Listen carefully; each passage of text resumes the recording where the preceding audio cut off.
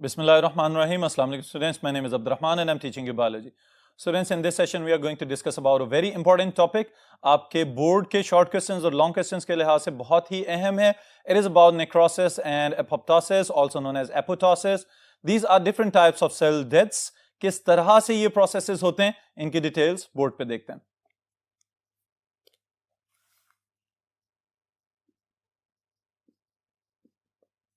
Alright students, it is about apoptosis, also known as apoptosis, and necrosis. These are different types of cell death.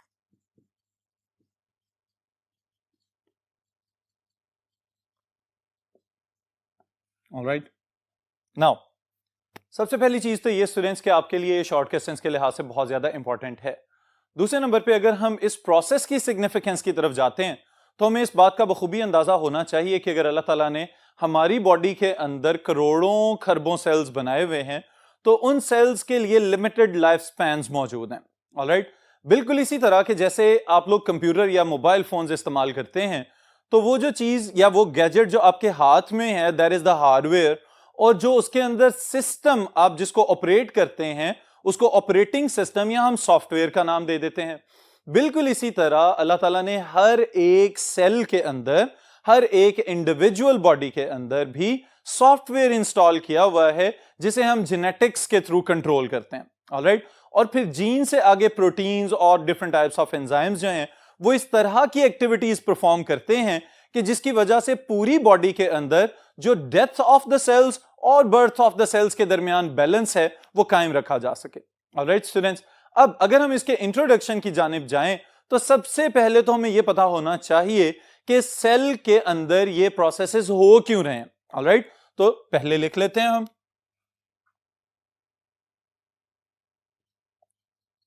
Sales in living organisms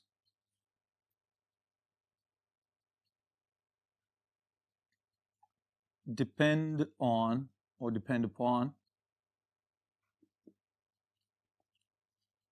intracellular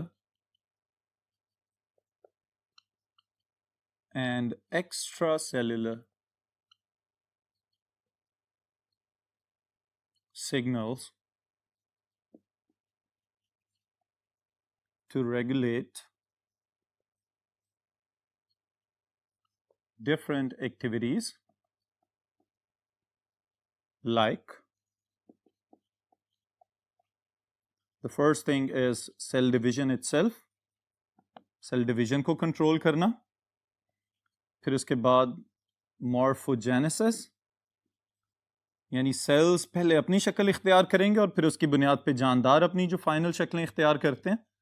sales की maturity that is known as differentiation. Alright, development of the organism and cellular motility.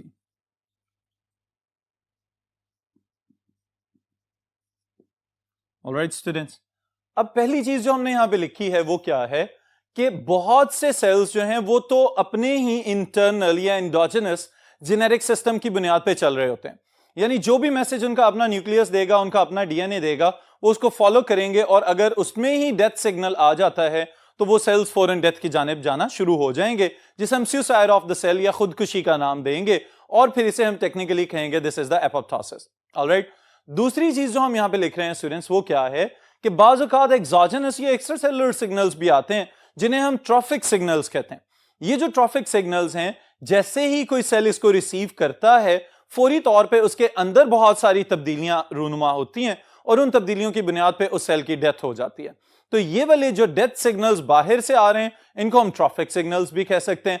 और ये सारे काम क्यों किए जा रहे हैं? ताकि सेल डिवीजन को मेंटेन किया जा सके, मॉर्फोजेनेसिस यानी कि शक्ल बनने के अमल को रेगुलेट किया जा सके, और फिर डिफरेंशिएशन, डेवलपमेंट और सेलुलर मोटिलिटी की तरह की नॉर्मल एक्टिविटीज या रूटीन एक्टिविटीज को बरकरार रखा जा सके.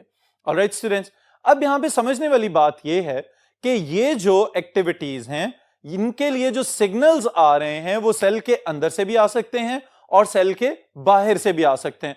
तो इन तमाम सिग्नल्स की जनरेशन तो जिस भी मकसद के लिए हो, अल्टीमेटली ये बात आपने ज़हन में रखनी है कि cells have the ability to kill themselves as well as to kill the other cells. All right, students. अब यहां पे एक इंपॉर्टेंट पॉइंट का इजाफा करते हैं.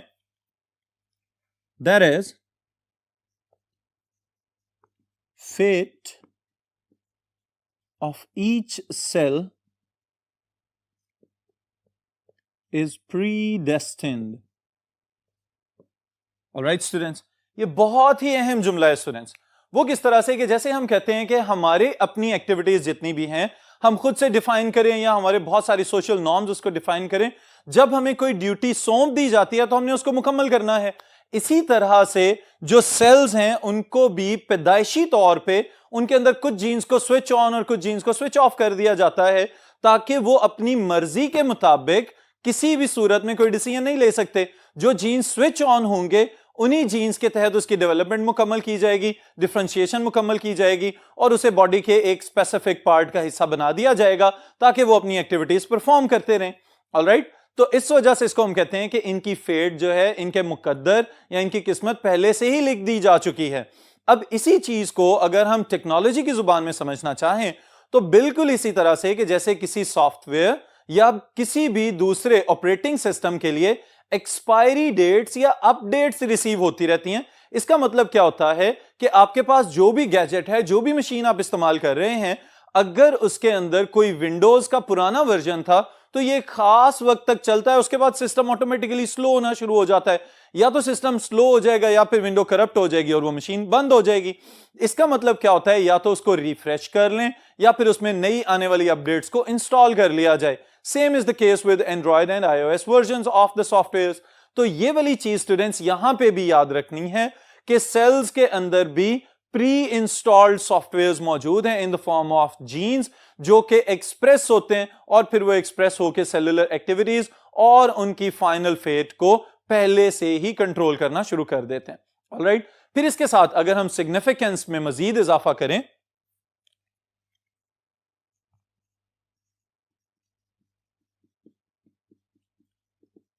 significance of controlled cell death.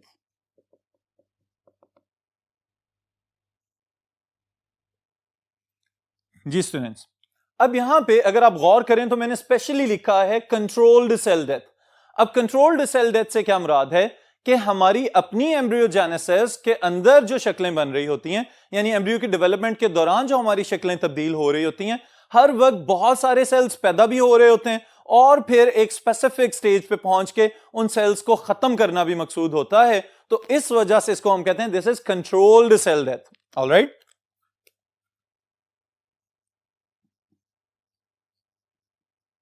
death and birth of cells is regulated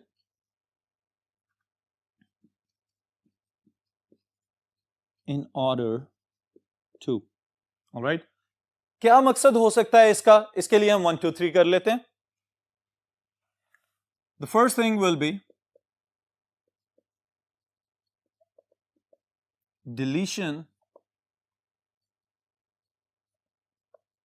of complete structure. All right, students. Number 2, removal of a specific or reduced part. All right. Then again, cell birth and cell death equilibrium. जी students, अब ये जो 3 points मैंने यहां पे लिखे हैं, अब इसको मजीद आसान कर लेते हैं. पहली चीज जो हमने यहां पे लिखी है डिलीशन ऑफ कंप्लीट स्ट्रक्चर. अब इससे क्या मुराद है? अगर पहले हम लोअर ऑर्गेनिजम्स की बात करना चाहें तो एम्फीबियंस में फ्रॉग की आप लोगों को मेटामॉर्फोसिस का प्रोसेस याद होना चाहिए. मेटामॉर्फोसिस में क्या होता है कि फ्रॉग जब पानी में है तो टेडपोल की शक्ल में नजर आ रहा होता है, लेकिन जैसे जैसे एडल्ट होना शुरू होता है तो कुछ स्ट्रक्चर्स गायब हो जाते हैं और कुछ स्ट्रक्चर्स अपीयर होना शुरू हो जाते हैं। बिल्कुल इसी तरह से जैसे हम टेल की अगर मिसाल ले लें फ्रॉग के अंदर, तो टेडपोल के पास टेल मौजूद होती है क्योंकि उसने पानी में स्विम करना होता है, लेकिन जैसे ही खुश्की की जानिब आना शुरू होता है या उसकी डेवलपमेंट मुकम्मल होने लगती है तो उसकी टेल गायब हो जाती है और लिम्स निकलना शुरू हो जाते हैं। तो वो जो टेल गायब हो रही है बुनियादी तौर पे उसके पीछे क्या है? Controlled cell death. ऑलराइट, और ये कंट्रोल सेल डेथ हम एपोप्टोसिस में शामिल कर सकते हैं। फिर इसी के साथ स्टूडेंट्स एक और मिसाल अगर हम लेते चलें तो ह्यूमन एम्ब्रियोज की डेवलपमेंट के दौरान टेल बन जाती है। अब वो टेल अगर आप इमेजिन करें कि उसी तरह से ही पैदा हो जाएं बच्चे, तो कभी भी उसको नॉर्मल नहीं समझा जाएगा, it will be an abnormality. Alright, तो इसके दौरान जो सेल्स हैं उनको प्रोग्राम्ड डेथ के अमल से गुजारा जाता है ताकि ये टेल वाले सेल्स आहिस्ता आहिस्ता खत्म हो जाएं और इंसान के बच्चे जो हैं वो दुम के साथ पैदा ना होना शुरू हो जाएं। तो that credit goes to the apoptosis.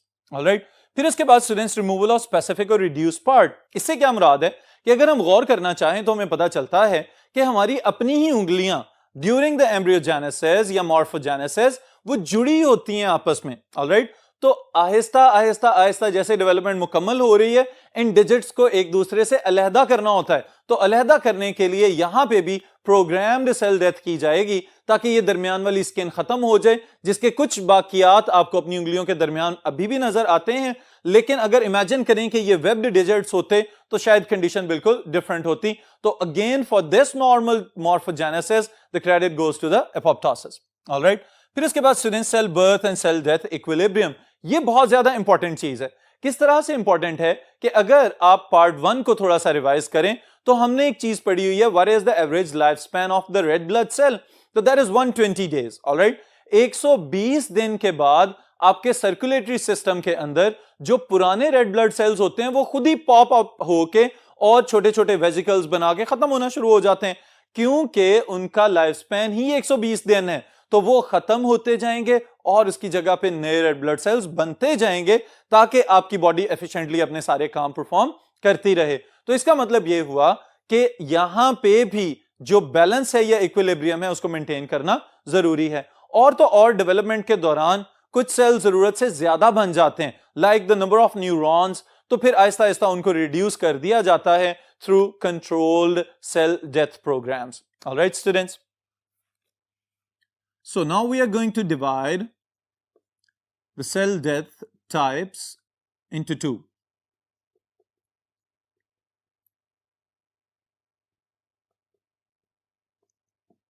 Alright, हमने अपने टॉपिक को टाइटल भी यही दिया था, यहां पे हम उसको थोड़े से आसान अल्फाज में पहले लिख रहे हैं।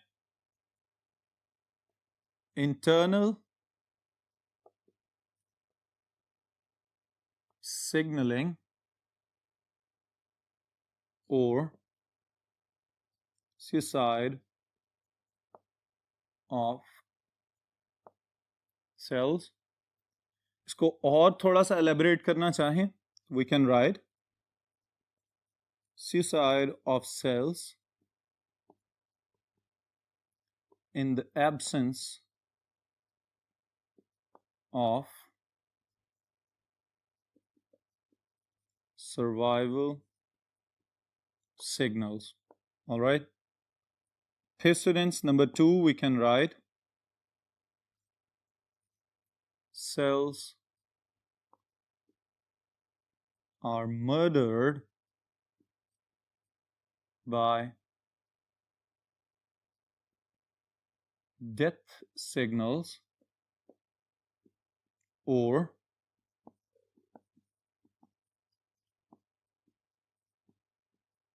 killing signals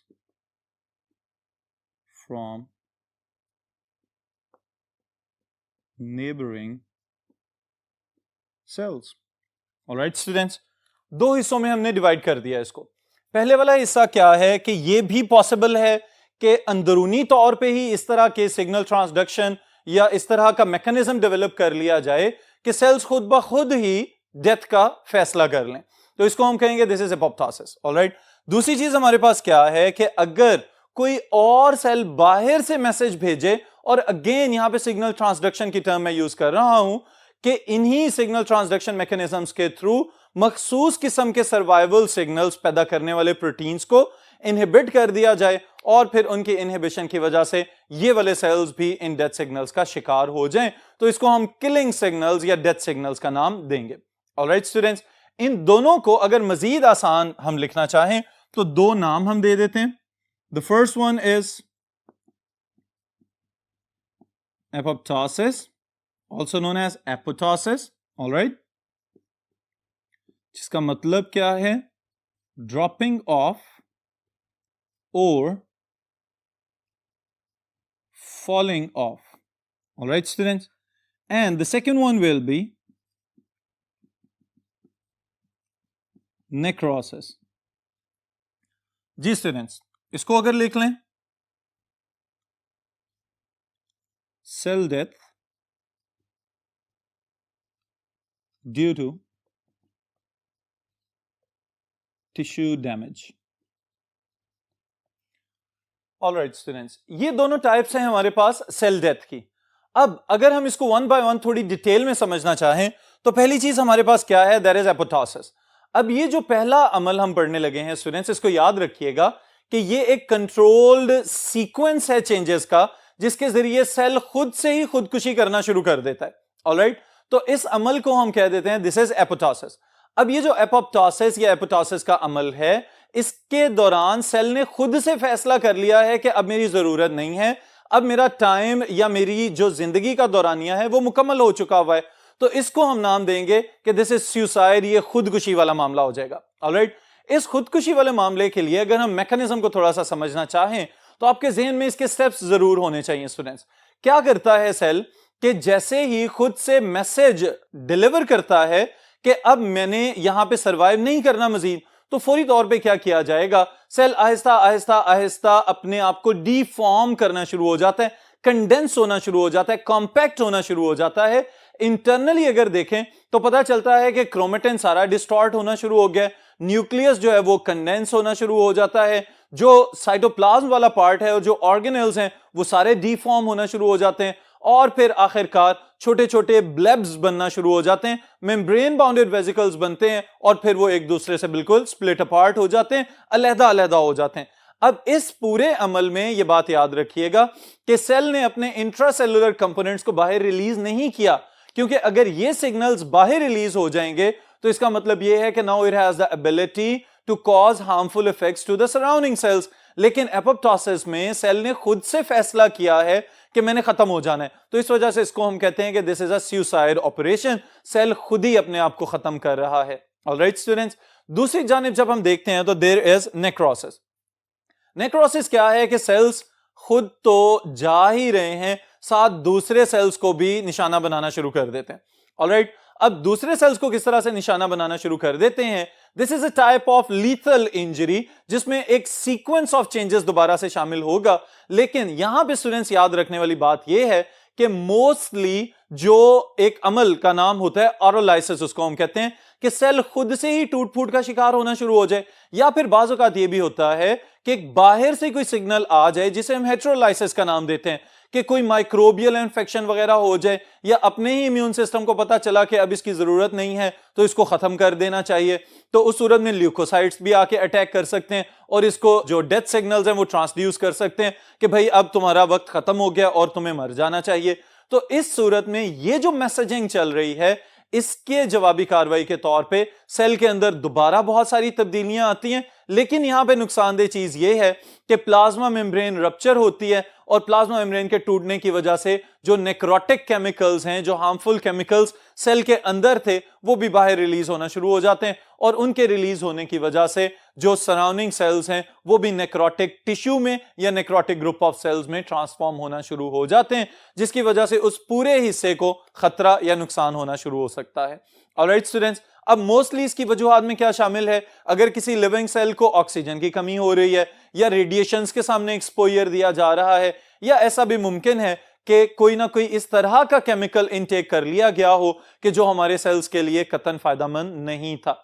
ऑलराइट, तो दिस इज नेक्रोसिस। एपोप्टोसिस के हवाले से स्टूडेंट्स एक सिग्निफिकेंट बात मैं आपको बताता हूं कि बाज़ औक़ात ये ऑब्जर्व किया गया है कि माइटोकॉन्ड्रियल मेम्ब्रेन के अंदर एक स्पेसिफिक प्रोटीन होता है जिसका नाम है BCL2। ऑलराइट, अब इसका काम क्या होता है कि एपोप्टोटिक सिग्नल्स को रेजिस्ट करना ताकि सेल की डेथ ना हो। लेकिन प्रोग्राम्ड सेल डेथ की जब बात आती है तो सबसे पहले इस तरह के फैक्टर्स या ट्रॉफिक सिग्नल्स भेजे जाते हैं जो आके इनको सबसे पहले इनहिबिट करते हैं। तो इसका मतलब क्या है, एपोप्टोसिस की रेजिस्टेंस खत्म होती है और फौरी तौर पे सेल जो है वो एपोप्टोटिक वेसिकल्स बना के खुद से ही अपनी डेथ का शिकार हो जाता है।